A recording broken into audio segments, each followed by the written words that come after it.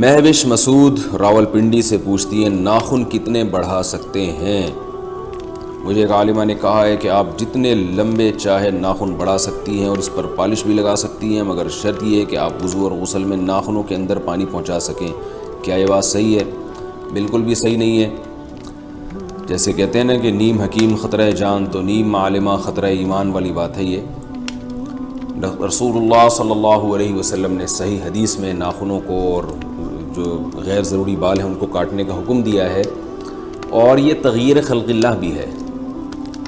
قرآن مجید میں اللہ تعالیٰ کا حکم ہے، اللہ تعالیٰ کا ارشاد ہے کہ شیطان نے قسم اٹھائی تھی اللہ کے سامنے کہ اے اللہ کہ میں ان کو تیری تخلیق سے دور کر دوں گا، فَلَا يُغَيِّرُنَّ خَلْقَ اللَّهِ، یہ تیری بنائی ہوئی تخلیق کو تبدیل کریں گے۔ تو انسان کی جو اللہ نے نیچر بنائی ہے وہ ناخنوں کو کاٹنا اور غیر ضروری بالوں کو چھوٹا کرنا۔ رسول اللہ صلی اللہ علیہ وسلم نے ارشاد فرمایا 10 چیزیں پیغمبروں کی فطرت ہیں، پیغمبروں کی سنت ہیں، اور ایک حدیث میں یہ بھی آتا ہے کہ یہ خصال فطرت میں سے ہیں، یعنی نیچر میں سے ہیں۔ تو یہ انسان کی نیچر اللہ نے بنائی ہے۔ ان 10 چیزوں میں آپ صلی اللہ علیہ وسلم نے داڑھی بڑھانے کو، مونچھیں گھٹانے کو، اور بغلوں کے بال نوچنے کو، اور زیر ناف بال صاف کرنے کو، اور اسی طرح آپ صلی اللہ علیہ وسلم نے ناخنوں کے کاٹنے کو بھی فطرت قرار دیا۔ تو یہ انسان کی نیچر ہے کہ وہ ناخن نہیں بڑھاتا، اور ورنہ یہ درندگی ہے۔ تو آپ پر فرض ہے، لازم ہے کہ آپ ناخنوں کو چھوٹا رکھیں۔ یہ جو آج کل خواتین میں ناخن بڑھانے کا فیشن چل پڑا، یہ بالکل حرام ہے، ناجائز ہے۔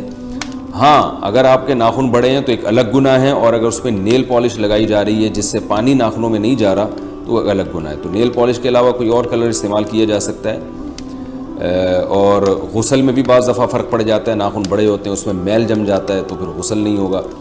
تو لیکن اگر کوئی ان تمام چیزوں کا خیال کرے، کوئی خاتون ناخن بڑے ہوئے ہوں پھر بھی وہ صفائی کا اہتمام کریں کہ تاکہ غسل بھی ہو سکے اور ان کے اندر میل بھی نہ جمع ہونے دیں، اور ایسی پالش بھی استعمال نہ کریں جو پانی سے رکاوٹ بنتی ہے، اس کے باوجود بھی ناخن بڑھانا ناجائز ہے، حرام ہے۔ تو ناخن چھوٹے ہی رکھنے پڑیں گے، اور یہ بھی خواتین کو سمجھ لینا چاہیے کہ اس میں کوئی حسن و جمال نہیں ہے۔